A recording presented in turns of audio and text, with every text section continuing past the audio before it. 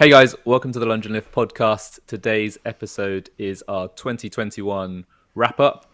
We're going to talk about our highlights, maybe some lowlights if you can think of any, and from a lunge and lift point of view, from a professional point of view, training point of view, and our lessons learned from the year. Hopefully there'll be some little nuggets in here for you to take away, but it's just a nice light-hearted one. Hopefully you're festively plump after Christmas and Boxing Day and looking forward to some New Year's celebrations.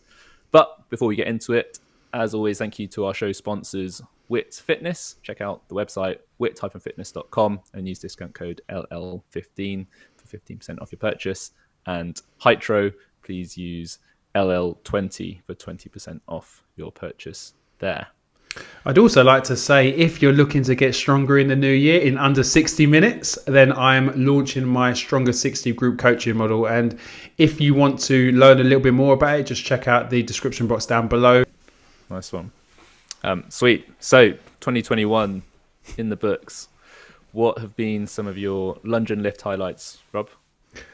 I think when we had Hunter on, I really enjoyed having Hunter on. It really made me laugh, and it was such a eventful podcast, and just also such a great outlook on just like his training in general, and like it kind of sparked our thing of like, what is fitness to you, isn't it? Like that kind of like when we start asking all our guests, and I think it was a really interesting episode, and it was one that I just didn't know where it was going to go. So it was really interesting. And if you haven't checked it out, definitely go back and give it a listen. What about you? He's such a charismatic character with so much to say. I think he we frozen there? Yeah, we're back.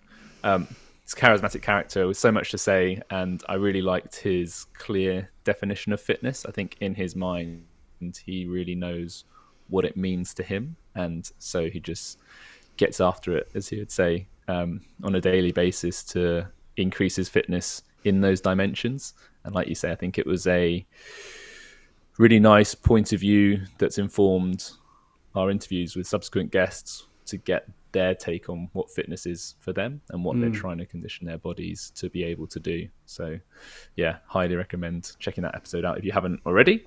I think one of the ones for me that I really enjoyed was with Steve Fawcett of JST. I think he spoke really freely and candidly about the downside of elite performance. I think in our society, we're very keen and eager to put people on a pedestal who are high achievers in whatever field, whether it's sport or business or anything else.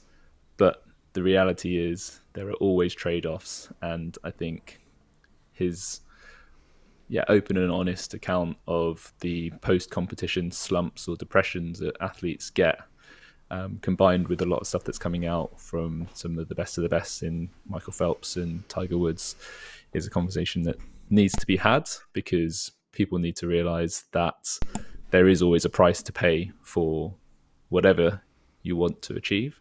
So making informed decisions as to whether it's worth it for you is something that I would highly endorse as a mindset of whatever you're chasing. Just beware that there is a price to pay, and fair enough, it could be well worth it. But I think a lot of people naively go into saying they want to be able to do something without really considering what the costs might be.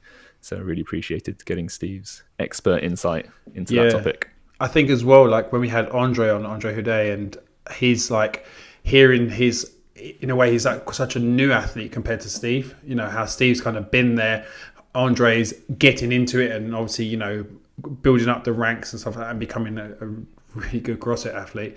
And I think it was really interesting to hear his mindset of how he approaches things. You know, like how he said, like, it just shows when you want to be the best, you need to have less emotional attachment to things, and you do the job that needs to be done, rather than worrying about maybe this, and there's no ifs or buts. It's just, this is what I need to get done, and I'm going to do it no matter what. And it was a really fascinating episode, and you know, I think I took quite a lot from that, on also just like the mindset it takes to be that level, that made me realize I'm just not cut out for that.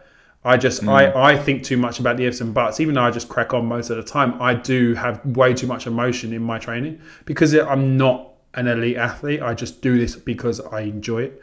And it was nice to kind of hear that I'm not actually elite, even though I know I'm not elite. It's nice to hear that mindset. I just won't ever have that because it's not the type of person I am.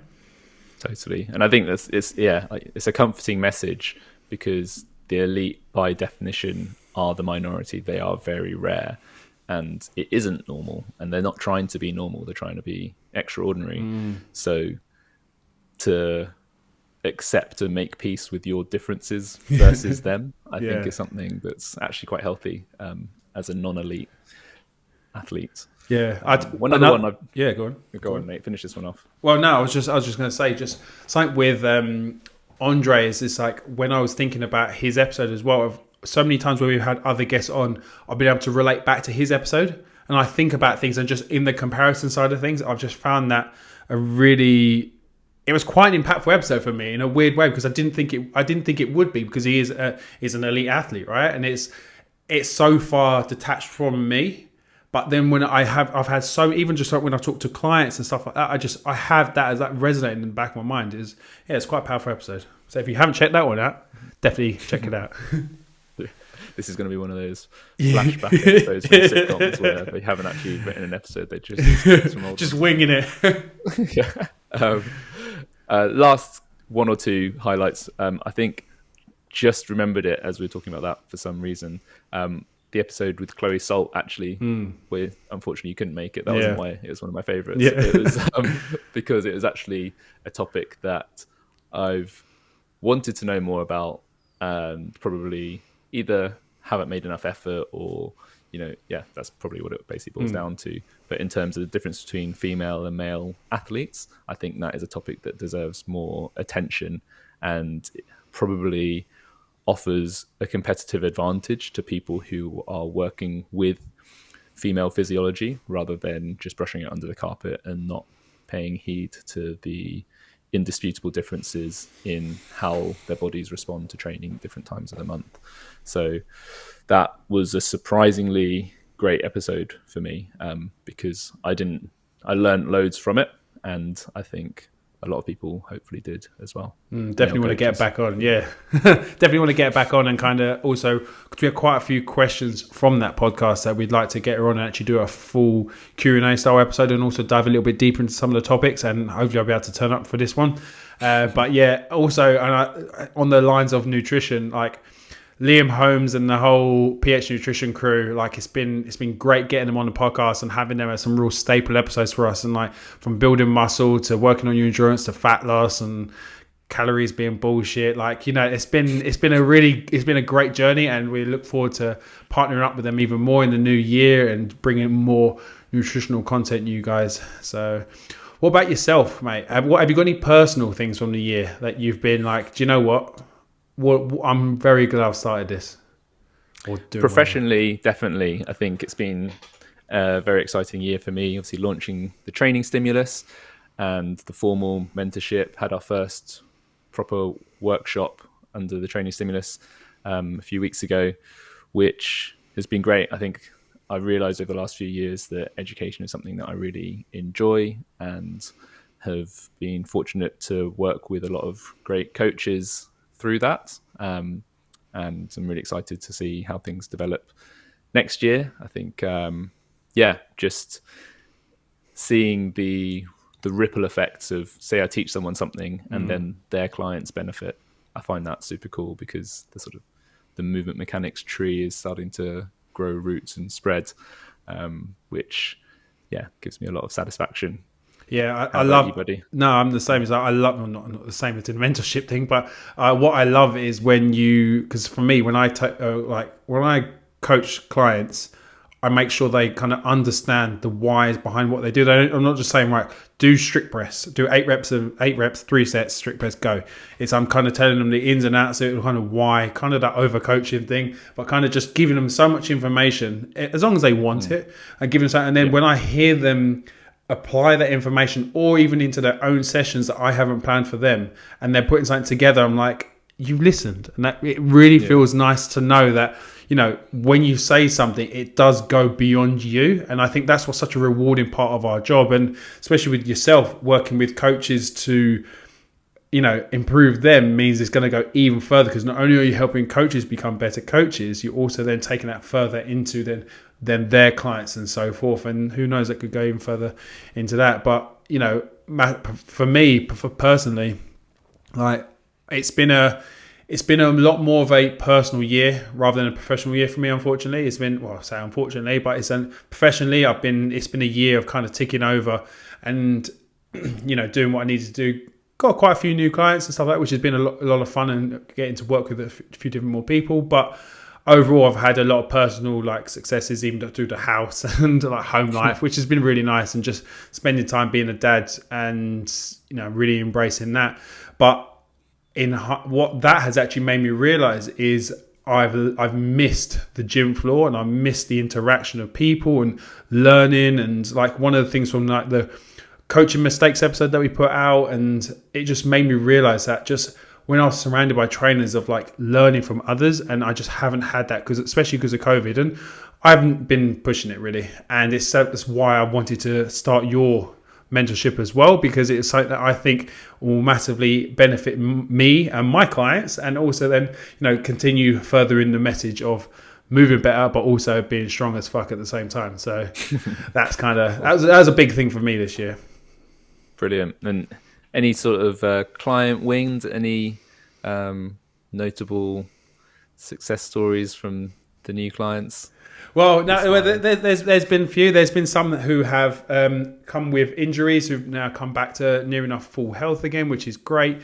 Also worked on people that have just started working with someone again who's come back to me after a few months off, or quite a few months off, and helping her now kind of turn her life back around. So it's just been being part of people's journeys and always kind of being front of mind. And for me, that's always something that I've been really appreciative of, where I've worked with someone and then they go, right, I want to come back and work with you again. It's just they've had time off for whatever reason, and they always know I'm going to come back to you, rather than wonder who else is good out there, because they know how much I've been with them. And for me, that's been it's been a real nice bit of ego boost, in a way, of people coming back to me and saying, could we work together again? Because it's a good feeling as a coach. Right. So what about yourself? I think the standout one, is for one of the show listeners. Shout out to Georgie, who won European gold in weightlifting. So that was she initially came to me with some movement mechanics stuff to work on imbalances and a hip shift in a squat and a recurring injury, and then moved to doing full programming. So it's been great to sort of see her work through those challenges and still perform at the highest level. And things almost, she might not have felt it, but almost went too smoothly, in that the peak just worked really well, and she hit some great numbers in the competition. And yeah, it was just very gratifying to see hard work paying off. I think that's probably the number one client win of the year. Sorry to any other clients who are listening. But what about your training, mate? Let's move it on. Yeah, well, for me that was kind of that's been the number one thing for me. Obviously, from planning to do a half Ironman to then getting the really bad flu, and then not being able to do that because I lost all aerobic capacity, and then finally dipping my toes into powerlifting again and actually competing for the first time and reigniting that fire of being strong. And I loved it. I cannot wait. I'm actually competing again in March next year with one of the show listeners, Adam Madison. As long as we both get into the competition, I've got to travel up to York to compete with him, but it'd be nice to kind of compete alongside the person that kind of got me into it in the first place. So really looking forward to that. But I do need to decide what weight class I'm going to be competing at, because this one is 103 kilos or 93 kilos. So I'm like, ooh, okay, that's quite I sit around 100, so I'm like, okay, maybe I could diet down, I don't know. So I've got to make some decisions, or do I just sit around that 100 kilo mark and just try and get as strong as I can here? Just depends on really what I want. So, because I don't like being too fluffy. But what's the competition like? Do you know what the difference is in the sort of numbers people post at 93 versus 103? They're quite big. It's also one of the determining factors. I was just like, okay, right. So if I can get down to 93, I can be a lot more competitive than if I'm at 103. Just because like some of the, it's funny because so like where I feel quite confident in, like even like deadlifting, I feel comfortable with. It's just like I still have so many like lagging thoughts of my old injury. Like I'll be mid lift and I'm telling myself, don't let it go. Don't fuck up your back here. Don't do this, that. And I'm just like, why are you thinking about this mid lift? You can't be thinking about that. But I just do, and it's something which I'm still working through. And you know, for me, I'm just like, if I can come down to 93, that'd be great for me. But I think it might just be a bit too far, 93, really. It's a bit too far in the distance. So, but When we'll is it, see. March? March, yeah. So it'll be a good 7 kilos in March. So it's quite a bit away. It's possible. It's definitely possible. But does that mean performance lacks? And that's where I've got to have to weigh up. And what am I doing it for? Am I doing it for fun or am I doing it to be competitive? So Yeah, training might be tough. So what about yourself? I think I haven't really achieved much on the training front this year, but the highlights for me were actually that VO2 experiment we did, I did with Luke after the first one we did together. Just from a learning point of view, I thought it was fascinating, and the training was brutal but fruitful. So I was very glad that I did it, and I think that's improved my understanding of cardiovascular training and how to approach it for in future. I sort of know what my body needs to address its limiter. But from a sports point of view, it's been a great year of just getting back into my squash leagues. I've really enjoyed that regular competition, and also winning the Tuesday night 9 Elms Power League with Team Wit 7-a-sides. Nice. As you can see, there's some silverware just behind me. That was a big highlight. Just like, I think with COVID and with just busy years in the lead up to it, I had missed team sport, and just having a regular game with good friends was really satisfying. Yeah, I think the whole lockdown stuff and being isolated as much as we have, like most people, it has really taken away that feeling of togetherness and that team feeling you get. And because it's so easy to just be on your own, it's kind of, sometimes it feels like an effort to have to, say, travel to 9 Elms to go and play the football and stuff like that. But then when you're there, and like, it's going to be so much fun, and it's always worth it. So what lessons have you learned this year? What has been kind of like a main point that you've really taken away from this year? I think 2020 and 2021 combined, there's been a major lesson for everyone in that you've got to expect chaos, that things don't go to plan, and you can resist it and get pissed off with it and get frustrated that a spanner gets thrown in the works, but actually that's never going to change. There's always going to be stuff that you can't predict happen, and plans are going to get disrupted. So I think it's just been a real year of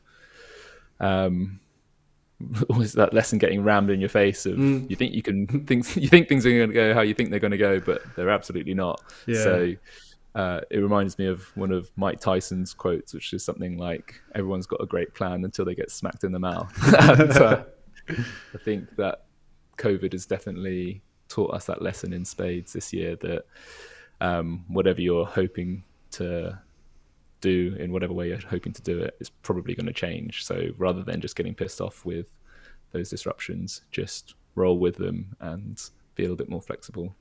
Yeah, do you know, I think this moment right now is a prime example of that, because everyone was into the swing of things, being relatively back to normal, thinking, oh yeah, fuck this COVID bullshit, we've all moved on from it now, and everything's getting back to normal, and everyone knows that it's around still, and everyone's still being there relatively careful and stuff, but it was kind of back to how things were. And then next thing you know, bang, there's another potential lockdown. Are you like, do you know what I mean? It's like, this is exactly that, of being prepared for just essentially shit to just go wrong, and you could just moan about it and be complaining and this, but it's just like, at the end of the day, fuck it, it doesn't matter. Just just do what you can. Is we always say, like, control the controllables, right? So the only thing you can control is have a good Christmas, and make sure that you're actually there with your family and friends, and not worrying about what's going on in the world all around you. Just be present. Yeah, if you're not isolating, and I'm really If you, sorry. oh If no, you're don't. spending Christmas in Well, isolation. I know my sister. Unfortunately, got COVID. She's tested negative now, but we're like, you're not coming around at Christmas, and like, it's rife. It is so rife, but it is unfortunate to hear that some people aren't going to be able to spend it with their families potentially again. But I mean, it is what it is, right? So, but something that I think when it comes to all of this is, I think when you said, like, there about the other thing about getting punched in the mouth, like having that plan, and I think sometimes it gets misunderstood. You should still go into it with a plan. You should still have a plan for everything, because at the end of the day, it's. Some people say you don't need a plan B if you're so focused on plan A. But with stuff that is so out of your control, like the government deciding to lock things down and stuff like that, or whatever, they're the things you just can't control. And I just think it can be so easy to dwell on those things, and it then starts spiraling into negative emotions. A lot of people a bit more depressed, and just there's a lot of shit that can go down. And it is just trying to find someone to talk to, or find some peace and find some happiness somewhere, whether that is talking to just a friend, drop a message, find some family or something like that. Just, yeah, as I've seen a few people at the moment, and unfortunately I have passed and stuff like that from taking their lives, and you just think, I don't know how much that was due to being in isolation. Some of them had families and stuff like that, so it's just, you just don't know what's going on. And this time of year is a lot of time for reflection and stuff, so it's definitely worth reaching out to someone that you may not have spoke to for a while. And obviously November's just gone by, and it's a bit of a charade at the moment now, with obviously all the importance of bringing things to light, which is great, and all these people doing all these great challenges. But I think a lot of the time it kind of gets blurred into people forgetting why. Like, they say it's for these people, but then actually remember, you need to actually talk to these people, ask them, are they okay, and stuff like that. Because especially this time of year, when you just said there about people might have to be isolating again, like, that could really be a nail in someone's coffin, literally. So, so it is nice. And I know taking a bit of a downturn there, but I think it's quite important to say these sort of things, because it can be so easy to get so absorbed in your own goings on that sometimes you forget to look out. And there's nothing wrong with that. But if you have the opportunity, you think, do you know what, let me just give this person a message, and do that. Yeah. Let's bring it back up a bit. Yeah. So, what have you learned this year, mate? What have I learned this year? So I've learned how to really get good at plumbing. I've done some really good tiling. I've built a kitchen. I'm getting quite good at plastering. Didn't plaster the whole kitchen, but I've become a real handyman this year, and just finishing up building the kitchen now. And it's been lots of ups and downs. So that's kind of been my lessons learned this year. But it's been, as I said to you, it's not been a hugely professional year. It's like, this podcast has been great for me. Like, I've appreciated obviously your company, and obviously all the listeners. Thank you guys for tuning in every week. We've had 10 listens day on our. When you look at our statistics, we've had one day in the last year of no one listened to a single episode. And for us, like, for someone like myself, that day, wasn't it? there probably was. It's something to do with it. When Facebook went down and all that stuff. It was definitely that day. That was what it was. Yeah. But it was just, for me, it's amazing to have, like, we've stuck with this podcast. We've been extremely consistent with it, and hopefully educated others. And I've been educated loads. It's been so good talking to new people and hearing new things, that it's just really opened my eyes, and it's gave me that resource to be able to, keep feeling like I'm progressing in one way or another, whether it's through my own training or through my own education and so forth. So that's probably been one of the biggest lessons I've learned this year, is like the keeping up with my education, whether that is professionally or, as I said, like home improvement stuff. I've watched a lot of YouTube videos on how to do X, Y, Z, and it's all going all right so far. So good. Yeah, no, I totally echo that. I think it's almost like a surprising perk of the pandemic, was that we managed to put so much time and effort into the podcast, and we're extremely grateful for all of our listeners and show guests that have supported it and made it all possible. I think we've both taken loads from it, learnt loads from our guests, and are always really grateful when we get the positive feedback, the messages, and the shares from the listeners. So, yeah, a little sentimental thank you. Yeah. We do genuinely really appreciate it. So please, yeah, keep it up and let us know how we can serve you better, because at the end of the day, it's for you guys as much as it is for us. So. Yeah. I mean, we put plans together and we have plans for the new year and stuff, but it's all well and good us having plans. It's even better when we know it's exactly what the audience want, because then at least you're serving exactly for what's being requested rather than for what you think is wanted. So, Steph, we really do appreciate all the questions that we get as well, but it would be nice to get a few more. So if you do want any topics covered, definitely throw them our way. Yeah, excellent. I think got one more lesson learnt one we kind of covered already, is that everything involves trade-offs and sacrifice. I think in line with what Steve was saying on that episode about elite performance, I think that's been a major learning, that you can't have it all, you can't do it all. And that was actually something Andre said, was that he's so willing to make sacrifice because he knows he's got a very strong why for why he wants to do so well at CrossFit. And I think I have a tendency to take on as much as possible, and actually starting to realize that there are trade-offs. If by doing everything, you don't do anything as well as you could or as well as you might want to. Yeah. So picking your battles and doubling down on the ones that really matter to you, I think, is a key takeaway there, which is a lot easier said than done. But it's especially true in fitness, where I think a lot of people, CrossFit is probably the primary example, where actually doubling down on a particular element of CrossFit for a period of time will pay dividends long term. And spreading yourself too thin, doing little bits here and there, doing double unders once every fortnight, if you haven't got your double unders, you're probably not going to get them anytime soon. And the same goes for any other discipline or aspect of CrossFit. Sometimes a bit of focused effort at the expense of other areas means that your overall game will improve faster than if you just carry on doing everything all the time. Yeah. Now, so what does 2022 look like for you, mate? You got any big plans? Got some huge plans, mate, but that's what the next episode's about, isn't it? Yep. The new year, new me. Oh yeah, shit. So missed the wrong bit of the notes. I'm joking. No, but I do want to summarize this in just, again, thanking you all for listening.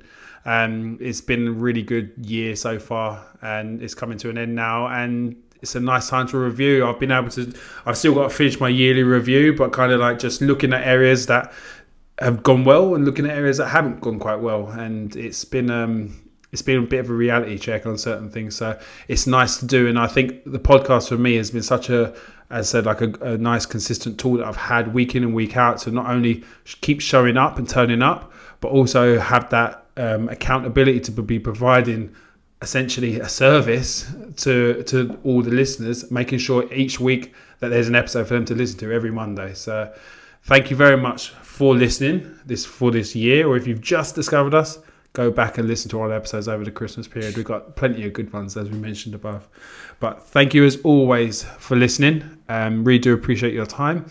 If you do want to leave us a review and you think, you know what, these guys deserve a little cheeky Christmas present, head over to iTunes, leave us a 5-star review, or you could also head over to YouTube and give us a little subscribe there and hopefully help build us up there. But as always, thank you very much for your time, and we'll see you next year.